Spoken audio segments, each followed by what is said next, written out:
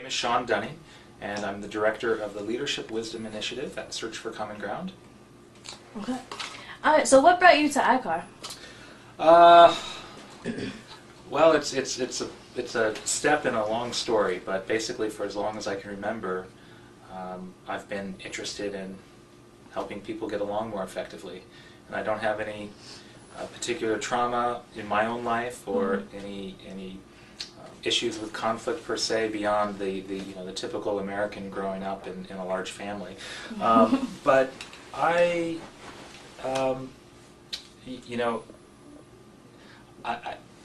took an interesting path. I went into my undergrad in engineering. Okay. I was fascinated by problem solving, by figuring things out, taking things apart, seeing how they work, and trying to fix them.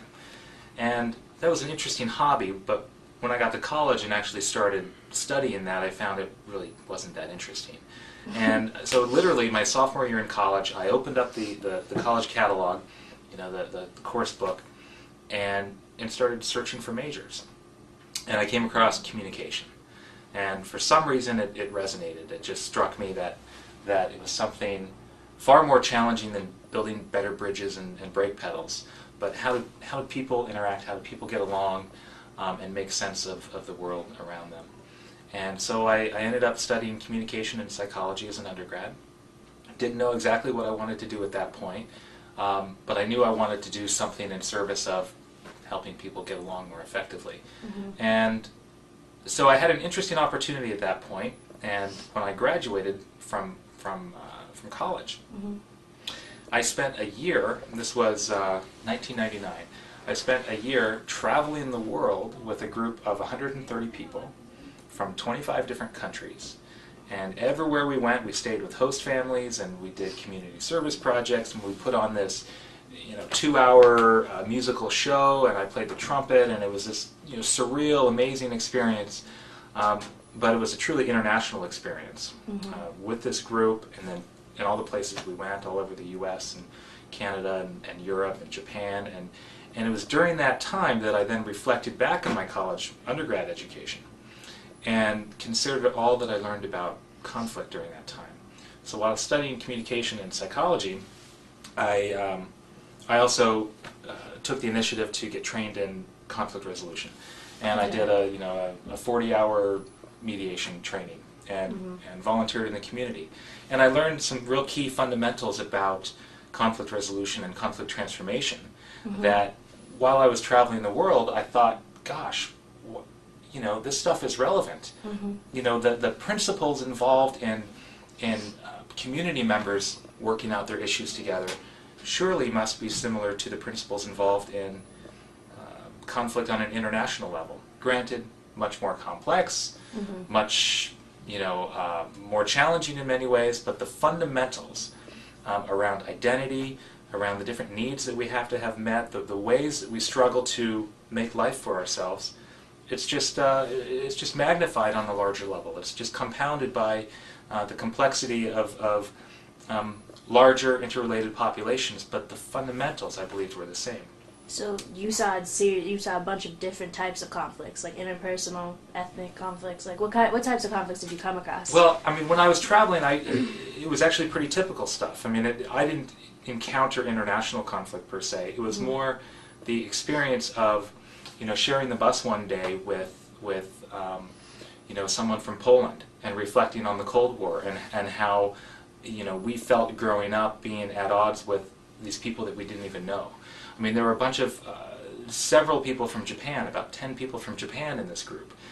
And I reflected on how growing up in the U.S. and in California, basically what I knew about Japan and Japanese people were that they bombed us in World War II, in Pearl Harbor. And the history we learn in school, unfortunately, is a history of war. And that's how we learn about others, is who won which war. And so, I mean, the reflection was really about, I make new friends, and I think, I realize, I mean, for instance, I stayed in the host families, of the homes of 9 different host families in Japan. Most amazing, genuine, good-hearted people I've ever met. I mean, for several years after that trip, I would get birthday cards from them. I mean, it was a genuine connection, and you know what really struck me in this international experience of traveling for a year. I mean, I never saw the inside of a hotel for a year, and what really struck me is that, you know, people are people, and the struggles that we face in life, albeit different from one culture to another because of the nuances of the context, on a basic human level, we have so much more in common than we have that separates us. Mm-hmm. And yet, why is it that we have these divisive conflicts? Why is it that we are in these protracted situations where it gets to the point of people feeling that to use force or to kill the other is the only way out of it? And it usually comes down to, I think, people do the best that they know. And what they know is often a result of what others have demonstrated for them. Their culture. Yeah, but look at the world culture. I mean, look at how conflict in the world writ large is dealt with. Again, it's a history of war. It's who's more forceful and you know, more strategic with the military than the others.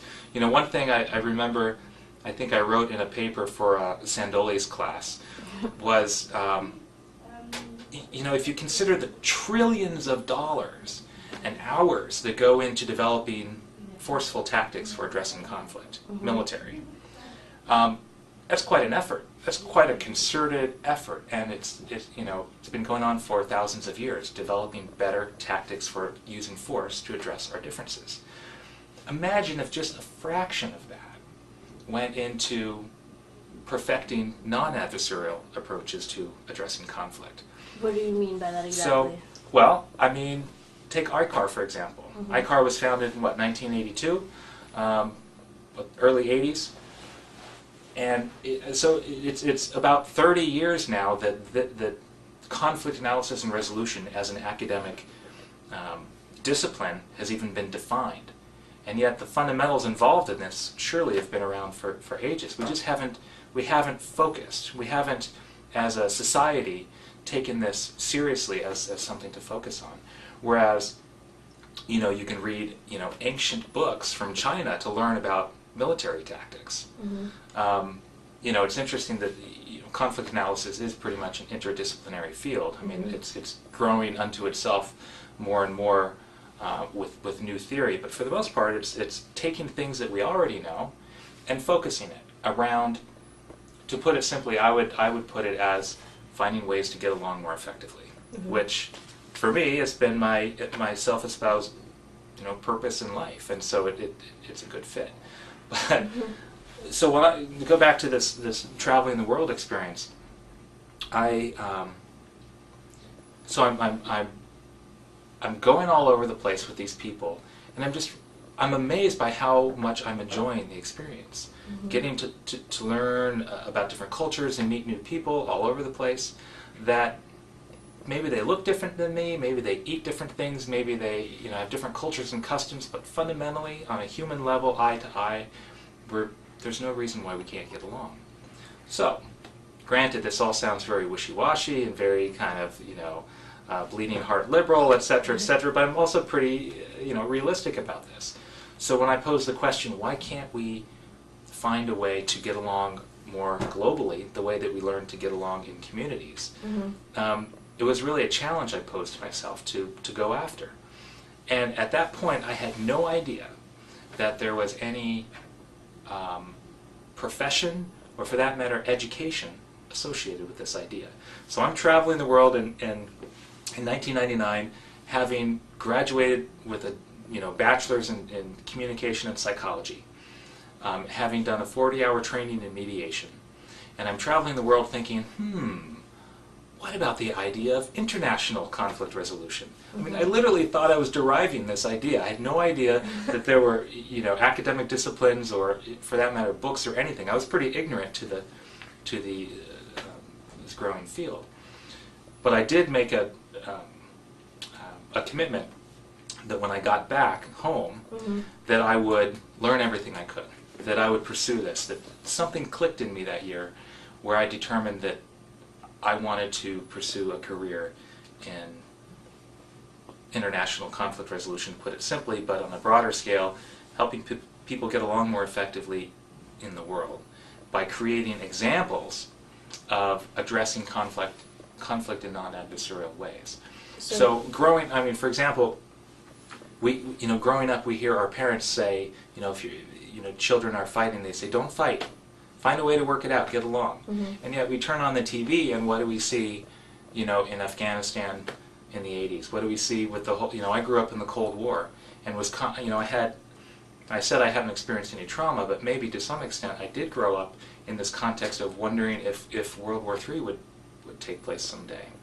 I mean, it was definitely part of my psyche. So then after your world trip is when you joined ICAR? So not quite. Okay. So during that time, so I told you it's a long story, and this is the short version. It's all good. Good material. Yeah, it really started during a motorcycle ride, when I was about 18, but that's okay. Some Che Guevara type. Yeah. So basically, I decided that I want to pursue that. I was getting all these ideas about how can we find ways for people to meet one another. Because when you actually encounter the other, depending on how that encounter goes, it can completely transform your perception, dispel stereotypes, etc., and make it humanizes people to meet them. And whether it's someone from California meeting someone from Alabama, or someone from the U.S. and Japan or Turkey or Russia or whatever, meeting people makes them real. And I don't think that's all that complicated, actually. So I was getting all sorts of ideas about this, but I realized, look, if I want to take this seriously, I need to learn everything I can. I need to at least know what's out there to be aware of. And so I came back in December 1999, and I sat down at the computer, and if it was prior to the internet, I'm not sure how easy it would have been, but I literally just started searching for conflict resolution, international conflict resolution schools, and I started searching for a grad school, literally just shopping for one. And I had thought about, for example, maybe Emory University. I knew about Carter and the Carter Center, and I thought, that was literally all I knew. And I was amazed to come upon the website, simple, rudimentary website for ICAR. And what struck me the most, because at the time there were about maybe 20 schools in the world that were, credible enough to attend for a graduate degree. But when I came to ICAR, not only was it the first in the world to push this kind of discipline at a high academic level, but I was struck by the way ICAR defined the purpose. That it's not about a specific kind of conflict. It's not about government. A lot of schools have their conflict resolution program is within the school of political science or psychology. It was kind of like a sub-discipline. What struck me about ICAR was it was a discipline unto itself, focused on addressing and understanding conflict for many different reasons. Certainly the looking at identity as a serious undercurrent. I mean, it's very important. But there was something you could tell there was something for anyone who wanted to go to ICAR. And for me, number one, I wanted the credibility. I had my I had my own ideas, but I wanted to know that they were credible. I was looking for affirmation as much as I was looking for true open learning, just to learn everything I could, because I really wanted to feel that I had expertise. What became your focus when you were studying? Yeah, so I moved from California to Washington, D.C. without even being accepted. I knew that I was going to go there, and it took me 2 years to get in, but I did. Really? And so you just lived here in D.C.? So I moved out here to D.C., and I wanted to do everything I could to start building this awareness, and I actually did an internship here at Search for Common Ground before I was accepted to ICAR. And that was a fascinating experience, a whole story unto itself, which led to a part-time job with Search for several years. But to back up to grad school, I got into ICAR and just started with whatever 501 or just started taking all the courses, and I really, again, my general intent was international conflict resolution, doing my part, bringing everything that I can to this, really leveraging my strengths, not trying to invent something totally new for myself, but finding a way to structure who I am and what I'm good at into this purpose of international conflict resolution. So I didn't have a focus immediately. I was just, I think I remember sitting down with Wallace and kind of going over, he was my advisor, kind of look, and the plan was oriented towards practice. Mm-hmm. Theory is important, but for me, I'm a doer. I just have to be doing things, and so it was very oriented towards the practical side of things and the practice of conflict resolution and international. So most of my classes were along those lines. Okay. So I think just in the course of writing papers and answering the questions that came along, I started finding that there was a natural confluence between two areas of my life that came very natural to me and were very deeply ingrained in who I am and what I know. Mm-hmm.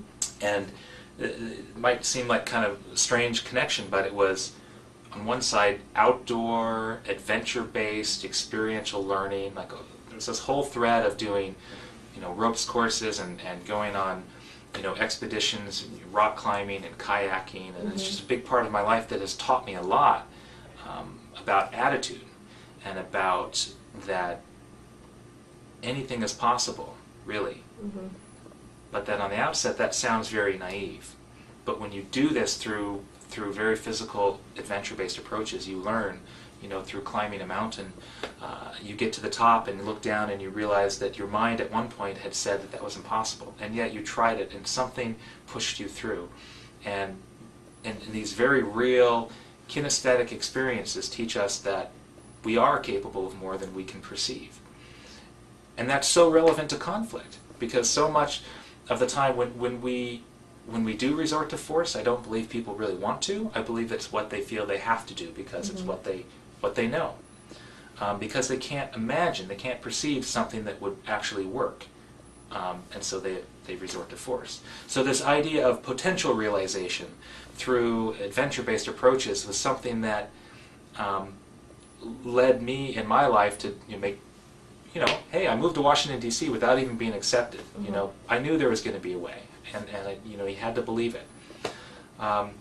So that was one area, and the other area was the side of facilitation and mediation and principles of conflict resolution and the importance of empathy and good old-fashioned interest-based negotiating and these concepts. I started marrying them together, and long story short, I wrote my thesis on a call for adventure-based conflict resolution. Basically, let's take this seriously. Hey, as this field is developing, let's take a look at how we can expand beyond just sitting and talking as the mechanism for resolving conflict. So what does adventure-based conflict resolution mean on the international scale? So, well, it can mean anything, anywhere, but what adventure-based conflict resolution means is getting up beyond sitting and talking and finding other ways for the parties to interact so that they can learn. Come to an understanding? So they can learn about a lot of things. They can learn about the other's perspective. They can humanize the other and learn just about the other person. They can learn about themselves. On a very just logical level, through interactive approaches, one can learn about possible solutions to a conflict that they hadn't thought of otherwise. In my model, I described three main areas of relationship development, skills development, and potential realization. So, and depending on the group you're working with, the focus might be one or the other or all of the above. So, it's really a theory about learning, that in the process of addressing and resolving or transforming conflict, learning occurs. And if you think about the mechanisms, the tools that the field has developed, it's very much focused on verbal and logical processes of learning. And so with with what I was trying to build here was looking at kinesthetic approaches to learning. Actually, by moving, by you know, doing something together in a way that's a positive shared experience, you actually encode these lessons in a way that you can't truly understand just by sitting and thinking about it. Mm-hmm. So, granted, there sounds a little bit of a disconnect between a traditional mediation and some adventure-based approach, but it all depends on what you're trying to get out of it. So, if you're trying to develop some relationship to increase the level of trust, to increase the level of humanizing the other so that you can start to work on solutions together, Mm-hmm. the purpose of a kinesthetic, adventure-based approach there would really be to have a positive shared experience. So it might not include much discussion. It might not include addressing the conflict at all. It's just really having fun together, to put it simply. Mm-hmm. If the intent is, maybe you've got people who get along well, but they haven't, they don't have the skills to really problem solve together. So in that case, you might focus less on the relationship building and more on some sort of trial and error type of, sometimes team building initiatives, things like problem solving scenarios where you have to work together and practice approaches to communicating effectively and problem solving. And then from this, with an appreciative inquiry approach, you learn what works, and the idea is then through experiential learning, you apply that to where it really matters. Mm-hmm. And I can give examples of where this has worked. And then thirdly, potential realization. Sometimes you'll get people who get along fine, they have good tools for problem solving, but they just simply don't believe that a solution is possible. I mean, think about the Middle East. Mm-hmm. We've been doing a lot of work with Israelis and Palestinians, and I can tell you firsthand there's some really amazing people there on both sides. We've shown that you can develop the relationship. We've shown that you can build the skills necessary for effective conversation and problem solving. Mm-hmm. But the catch is, given the complexity there, given the history there, it's really easy to get discouraged and lose hope and just simply feel that there's really no way out of this. Mm-hmm. So why should we try? And that's where the potential realization comes in. That's what I wanted to ask you, because like you were talking about the potential realization, the question comes back to why should they actually, try to find a common ground and look eye to eye. Like, the why is the problem. So I wanted to ask you, what do you think about that? Well, I think given the choice of do you want to get along or do you want to fight, Mm-hmm. I think most people want to get along. True. I think that's just on a human level. I believe that to be true. Now, depending on where you come into that conversation, someone might, jump in and say, "Oh, that's naive. We can't get along, so we've got to fight. Let's focus on the fight." I was just in the West Bank, and a lot of Palestinians are trumpeting this call for resistance. Well, that means different things to different people. For some, it means very violent resistance. For others, it's nonviolent. But almost all of them would at least understand the idea that you need to be strong to prevail. And so if that's all you know, if that's what your belief of the possibilities include, then you're going to perfect that technique. If you believe that the only way out of this is to intimidate the other into leaving, that's what you're going to try to perfect that technique. But if you sit down and really look at it and see where it's going, and you ask people, do you really think this is going to get there? There's kind of this, well, they don't really say yes, but they say, well, what else am I going to do? There's no other way. And so where we're coming at this psychologically is, if you work on potential realization and dispel the kind of naive approach to simply optimism and just empty hope, but true belief, true hope that there is a way, and you just haven't found it yet. When someone's rock climbing and they say, they're kind of stuck on the rock and they say, "I can't do this, I can't go any further." My response usually is, well, you haven't yet, but how do you know you can't? To say you can't is to tell the future. And frankly, none of us can tell the future. Mm-hmm. But if you believe that something is possible, even though you can't see it, and you work towards it as though you believe it's possible, if you want to look at the odds, you're probably going to have a better chance of achieving something than if you come into it believing that it's not possible. And so where I connect this, for example, with the actual outdoor adventure experiences, you learn this viscerally, kinesthetically encoded when you do something where you trick yourself. Rock climbing is a great example. Mm-hmm. You look at, I love working with beginner rock climbers, because you get them suited up in their harness and rope, and you've got a rope, and so you're safe. If you fall, you're not really going to get hurt, but there's still a perception that something's not possible. Mm-hmm. So imagine you're standing at the bottom of a cliff, and you've determined that you want to get to the top. That's a goal that for whatever reason, you would like to get there. But as you look at the situation, and as you analyze it with everything that you know and all the information you have, you look at it and you think, that's, it's not possible. So some people at that point will just walk away, and they'll go tell everybody, oh, I looked at it, it's not possible.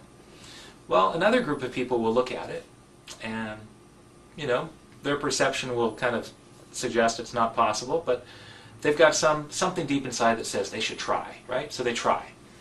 They start to climb a little way, and they get to a place where they slip and fall. The rope catches, but they only made it halfway, and that was it. Mm-hmm. And then they go down, and they go back, and they tell their friends, and they've got credibility now because they've done it. And their message is, I've been there, I've done that, I've tried, and let me tell you, it won't work. You can't get to the top. And they've got credibility. Well, then there's a third group of people. They go through the same experience. They look at the climb. They say, how's that going? No way, but I believe maybe there's a way, so let's try it. And they go and they fall. But instead of giving up at that point, they analyze what happened, they learn from the experience, they try again, and maybe when they get to that place where they fell, maybe they realize they can't go any higher there, but if they just, step to the side here and then go up, and eventually, trial and error, they make their way. Mm-hmm. So what's the difference between the third and the first? They all have the perception at the beginning that, based on the information at hand, visually, it's not possible. It can't be done. And yet there's this will within some people, and there's a lot of research about this with explanatory style and learned optimism and things like this. But if you believe that there's a way, even though you can't see it, if you look at a mountain and look at Mount Everest, and you believe that there's got to be a way to the top, and you look at all your climbing partners and you say, does anyone know the way? And no, nobody knows the way. But you believe it's there, and so you start working towards it. Mm-hmm. And I believe so much of our field, that's what we're doing, and what we have to do. And so for me, coming into this with the experience of a lot of adventure-based learning, and it's not about the thrill. I mean, I started rock climbing when I was 13, and a year later I got bored with it. But the reason I stayed with it is because of the attitude training. Mm-hmm. Time and time again, when I would sense that I was about to fall, but I would overcome that, and I would keep going, and every time that happened, it encoded within me this core belief that things are possible even though you can't see it. Mm-hmm. And so I really enjoy bringing other people into those kinds of experiences. And that all comes back to the potential realization. When you have an experience on which you can reflect and realize that at one point you didn't think it was possible and yet you did it, that teaches you something. And using the experiential learning cycle, if you then apply that back into conflict, mm-hmm. it helps people approach conflict in a way that says, well, gosh, you and I have this problem, and for the life of me, I don't see a way out of this. Mm-hmm. So you have a choice there. You can use force, which a lot of people do. So I'm just going to take it. I'm going to rally support, and I'm going to do this by force. Or you can acknowledge that you don't know the way, and you can enter into a new process with your adversary, as it were, and try to find a creative solution. Good old, Bill Urey, getting to yes. Pretty simple concept, but let me tell you, the idea of separating positions from interests is profound when people have never thought about it before. And I can't tell you how many groups I've worked with where we get to a point where it doesn't seem like there's anything possible, any possible solution. And then you start to separate positions from interests. You start to consider, why is it that you really want that? Why is it that you really want that? And you find creative ways where everybody gets what they need. Mm-hmm. So, interest-based negotiating is one approach. There are many others. But the point is, you need to believe that there's a way, even though you can't see it. So that, I'm sorry to cut you off. Yeah. That belief right there is, in your experience at Search for Common Ground, how is that what really helped you out in your hands-on experience with these theories and like the experiential learning cycle that you're talking about? Well, at Search we have a number of principles that we've been employing and learning about and developing for 30 years. And one very important principle is that sometimes you need to engage first before you can know what to do next. Mm-hmm. That doesn't mean you don't have a big picture plan. It doesn't mean you don't do all your homework. But it recognizes that to some extent we have to learn as we go. So, what was the other part of your question? I wanted to hear some examples of your experience here at Search for Common Ground, like how you've applied the theories that you're talking about in your actual work. So, your hands-on approach. So, in 2009, we took a group of Israelis and Palestinians, 6 Israelis, 6 Palestinians, all what we would consider emerging leaders. And in this case, they're civil society leaders, social entrepreneurs. And we created a leadership development program that we called YSEP, a Young Social Entrepreneurs Program. And we recruited these individuals. And basically, we described the program as primarily leadership development.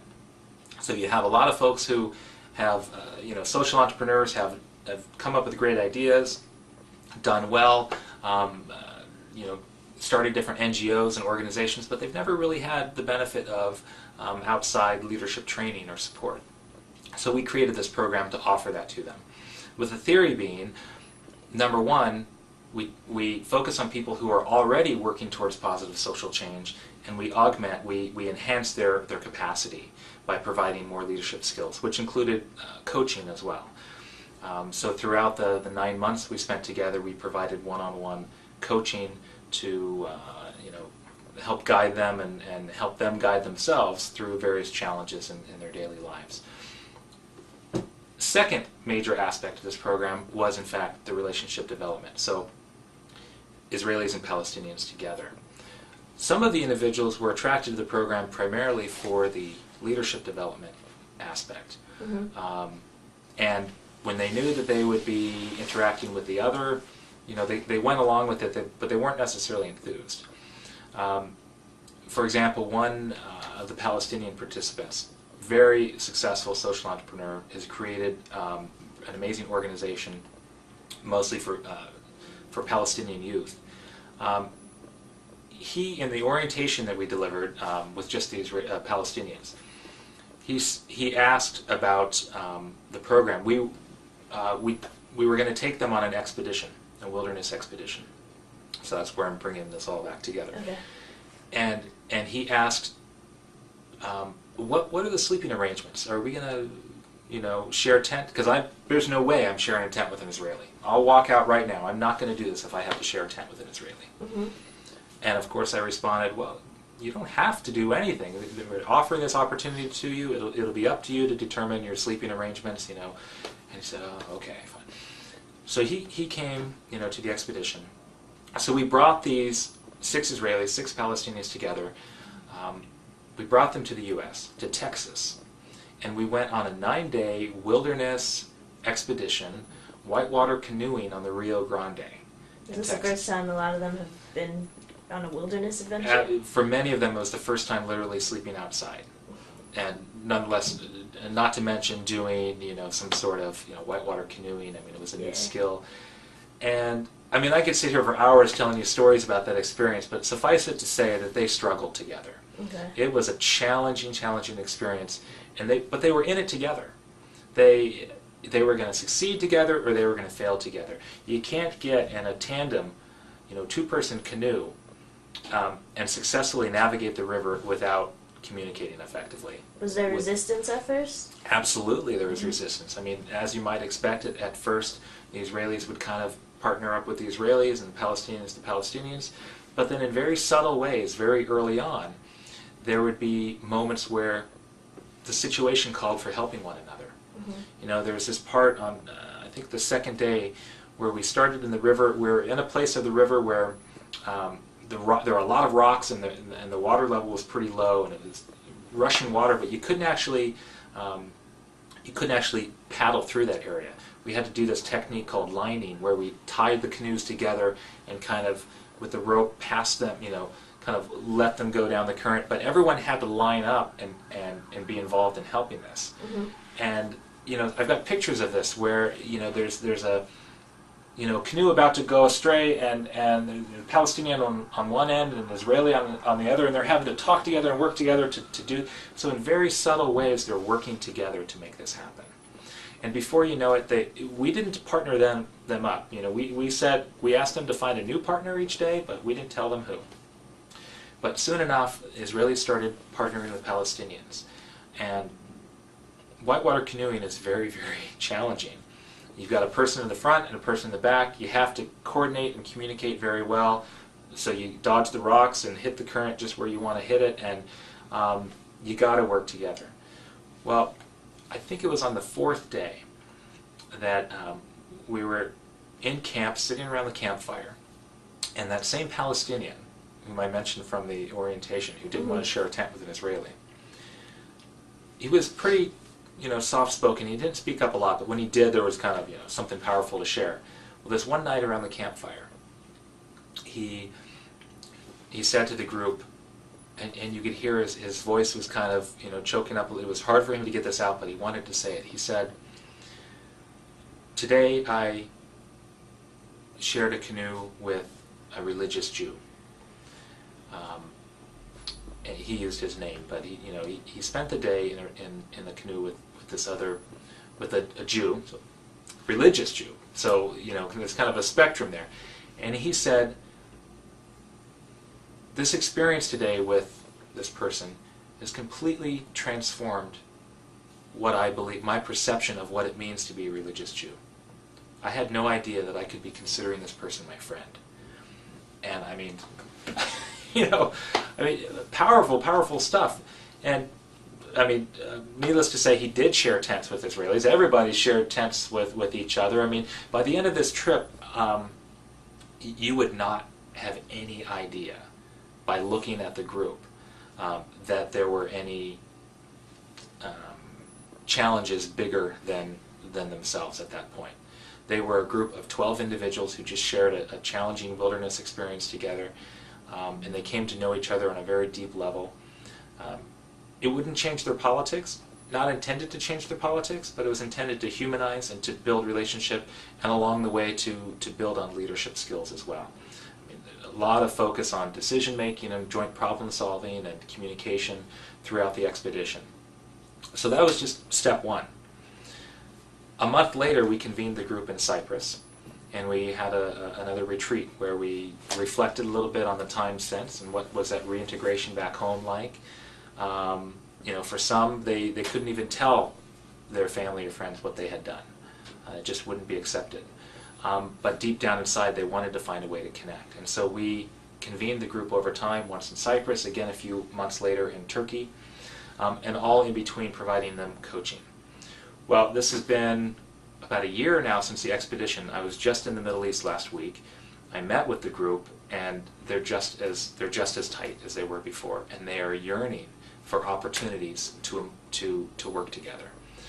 So, this is part of a larger strategy where we are now convening a group of political leaders, and that's why I was just in the region, bringing together 6 Israeli and 6 Palestinian politicians. Mm-hmm. And these are very high-ranking individuals, very well-connected. They have a lot of influence, and one of the most amazing things, we did 2 separate orientations, one in Jerusalem and one in Ramallah. And in the orientation for the Palestinians, one of the Palestinians said, when I asked them to say, what are you most interested in? What are you most looking forward to? In this case, we're taking them on a wilderness expedition in Spain. It'll involve rock climbing and backpacking and navigating together. And this Palestinian said, I'm looking forward to taking off the mask. And furthermore, he said, I'm looking forward to taking off the mask and to really be human, to really get to know myself more and to learn about the others. And I mean, wow. So, I mean, that says a lot. And this is a pretty big deal. We spent months and months trying to recruit these people, and they're not all lefties. I mean, they're from all spectrum. We've got right-wing Likud folks on the Israeli side, and they're all eager to meet the other and to go through this experience together. So the long-term picture is to then connect them with last year's group.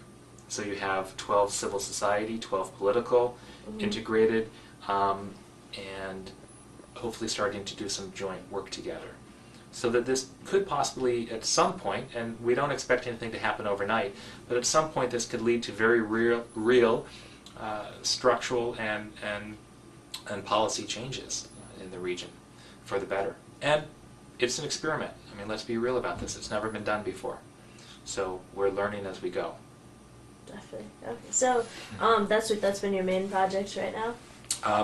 So with the LWI, the Leadership Wisdom Initiative, and my focus is primarily working with leaders. Okay. With leaders around the world, both emerging leaders and elite leaders. We work with members of Congress here in the U.S. on a very confidential basis with leadership coaching. We have done various trainings for leaders from the UN.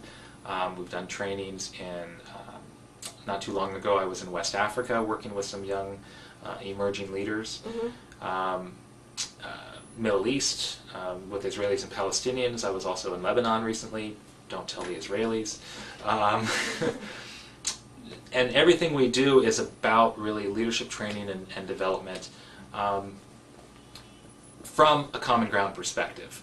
So it's really about leadership from the inside out, understanding your purpose, knowing who you are and why you're doing what you're doing, and leveraging that strength in your leadership development.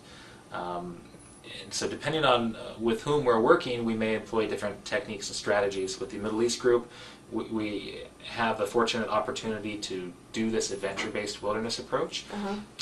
Is in it other with places, leaders or just citizens? No, they're leaders. Leaders, okay. Yeah. And in other places, it's more of a traditional kind of workshop in a meeting room type thing. But everything we do, I mean, certainly if I'm involved, it's very experiential. So there's a lot of interaction, a lot of problem solving together, not just in a logical framework, but in a physical framework as well. That's awesome. And yeah, so Middle East, West Africa, East Africa, I did a training for this famous television moderator in Kenya. And she went on to develop this 18-month or 18-week series on a talk show, bringing different tribal groups together in Kenya to find common ground. And so I worked with her on her capacity to facilitate a dialogue on television in a way that leads to common ground, as opposed to just your everyday divisive debate that doesn't really accomplish anything. And so right here in the U.S., we're doing a lot of work with racial reconciliation. So last summer we convened a working group with 30 experts in racial reconciliation from all over the country, academics, practitioners, advocates of different sorts, and we took on the question, what would it take to achieve, really what would it take to heal the wounds of racism in the U.S.? And we didn't presume to answer that in a 3-day session, but we did organize around it and get ideas about next steps, which is leading to a national level scope that we're working with. And the reason I'm involved with this is because it's with leaders. I mean, those were 30 prominent leaders in the U.S. And then the outcome of this is going to involve working with members of Congress, etc. So it's still in the works? Yeah, it's developing. So, Yeah, so as I was going to ask you, what are your plans for the future? So they involve Oh, a lot of U.S. racism issues. my plans personally, or my plans with Search Your for Common plans, Ground? personally. Well, Your goals. I believe it's very important to know your purpose, to know why you're doing what you're doing, and to make decisions accordingly. So for me right now, being here at Search for Common Ground and doing what I'm doing is fitting that just fine. But should the situation change and I need to make another decision, I will. I've made, prior to coming here, I was in the private sector working with corporate leaders. I spent about 5 or 6 years, solid years, traveling all over the country, working with senior executive leaders and larger groups as well, helping them in ways to get along more effectively and improve their leadership skills and problem solving and communication and conflict resolution. So I really cut my teeth, if you will, on the practical side, practice side, with corporate leaders all over. It's very lucrative, pays well, and yet when I had the opportunity to come back here to Search and take on this this program here, it was an easy decision to make, because I understand what my purpose, as I understand it to be. I know what that is, and so as you make different sacrifices. I mean, the decisions don't always seem simple, but really, if you know why you're doing what you're doing, they're pretty easy to make. And so if you ask me, what are my goals, where am I going, my goal is really to give all that I can with my knowledge, my experience, and what I'm good at, leveraging my strengths, towards transforming how people in the world deal with conflict. And I do that simply because I enjoy life, and I believe others should be able to enjoy life too. And it's what I feel driven and guided to do. I don't necessarily have an explanation beyond that, but it feels right. And so whenever I'm faced with a choice, that's what guides my choice. Do you have any advice for, say, a student that not necessarily from ICAR, but someone that has the same thought process? They've experienced the world. They know that they want to make connections amongst people, mean more things rather than just, they want to bridge the gaps between people. Like, what kind of advice would you give someone struggling to make that happen? Well, I get asked that question a lot, and fortunately there are a lot of people who really want to be doing this kind of work. The challenge is most of this work is in the nonprofit world, and it's hard to come by and doesn't pay well, etc., etc. But I think the advice I would give is, as cliche as it might be, follow your heart and understand what you do well. It's an age-old adage, but I believe it's true. I mean, if you really understand what you're good at and why you're good at it and what you want to do, then find ways to make that happen. There are a lot of competing interests. If I were to simply make my choices based on where I'm going to make the most money, I never would have found my way to this path. It would have been something else. Maybe I would have been an engineer, who knows. And I probably wouldn't be very happy, and I'd be looking for another way out. But I can honestly say I'm completely happy. If I got hit by a bus tomorrow, I would feel like I'm leaving this world having done everything I could up to this point. And I'm just going to continue on that path. So my advice for others would be, number one, understand your purpose. And if you don't know your purpose yet, and that might seem kind of heavy and kind of big, but what is it that you truly deep down inside want to achieve in the world? And it doesn't have to be tangible, it doesn't have to have a name to it, but understand what that force is. And if you know what if you really understand it, then decisions are easy to make. So the advice I would give would be, make decisions based on your purpose. Has there ever been a moment when you felt a little bit lost? You weren't sure if your purpose was really going to get you through? That's a good question, and I think we all have that. I mean, let's be real about this. I mean, life is complicated, but there's certainly times where you have to really reflect and take some time and think about things. And but one thing I've recognized is that rarely do things turn out like I think they will or I expect they will. But usually when I look back and I reflect on how things have gone, it all makes perfect sense. And there is no, this isn't, I believe we can understand our purpose, but I don't know how realistic it is to know what your entire path is going to be. I think the world is too complex. Ask me where I'll be in 5 years from now, and I have no idea, but I know that I'll be doing exactly what I need to be doing. And granted, I'm okay with uncertainty. I kind of thrive on it. Not everybody does. You know, some people need to have everything planned out, and I think there are ways to do that as well. Just make sure you have contingency plans.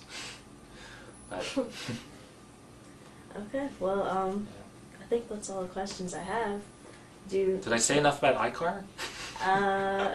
I think we can work it, like, Yeah, I think they were less concerned about the specifics of iCar and more... You talked about your skills, which is most important. But I would summarize with, to the extent that iCar was a part of my process, I came into iCar knowing where I was going in life, and I think that was really important.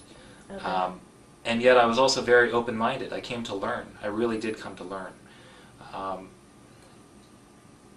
But I can say that I know for the rest of my life I will look back on my experience at iCar and know that it was the exact right step for me at that time. And I feel very fortunate because of that. And I'm happy to stay in touch with alumni and fellow. You know, there's definitely a camaraderie out there. You know, there's definitely a growing network of alum in the world, and it's always fun to come across other iCar, you know, veterans. So you've been able to really benefit from like also the iCar alumni network and the support base from that. Well, I know just because of the field I'm in, I know a lot of folks. I haven't. I would like to engage more. Actually, in the iCar alum network, and I was out in California for several years after I graduated. Now I'm back, so it's in terms of being near, you know, Arlington, it's a lot easier. But in general, I look forward to being more connected with the alumni network on a tactical, strategic level in terms of doing this work we're doing in the world. Because one thing I've come to learn about the NGO world, particularly in this field, is that it's as exciting as it is that it's growing, it's scattered as well. A lot of different people doing different things. I'm one of them. And I really believe that we need to become bigger than the sum of our parts. We really need to practice what we preach internally as a profession, as a field, not just to have an alliance of names where we know each other, but to truly have an alliance on a practical, tangible, strategic level, so that our efforts are working in concert. I completely agree. Not just in concert with principles, but in concert on the ground, tangibly. And I think part of the challenge with that is the way funding works. Everybody's in competition for it, and it makes it very difficult to collaborate. But you know, we at Search for Common Ground believe deeply in effective partnerships. The work we're doing with the Middle East, with the Wilderness Expeditions, is actually in partnership with Outward Bound, who's created the Outward Bound Center for Peace Building, which is, you know, basically the an example of the idea that I suggested through my thesis. You know, so it's a natural partnership there to be working with. But yeah, I think in the field there's a lot more room for collaboration. I know that iCar is definitely trying to like work on the alumni, you know, connections. Like my internship is the first. It's like the first one of its kind. It's like alumni outreach, community building. So they're really trying to like work on that and get everyone connected. So I mean, these videos will help too, because I'm thrilled. I mean, I think this is great. I'd love to be in touch with iCar more often. I think I venture to say, and you know, without being too adversarial about it, that iCar is the best program in the world when it comes to conflict transformation and understanding it and connect. And you know, if maybe it's a strong statement, but I think just as important as the content that one gets through an iCar learning experience is the connections and relationship that they make with others. Because iCar draws certain kinds of people, let's face it. I mean, I knew my purpose, my desires and goals before coming to it. My guess is a lot of people do. Or at least anyone coming to ICAR, I think it's fair to say, is looking forward to addressing conflict in the world. So it's a natural magnet for pulling the best of the best in this field together. So let's use that network. Let's leverage that network to collaborate more so that we can transcend the different organizations we work with, and ICAR essentially can be a convening body of these people, not just organizations.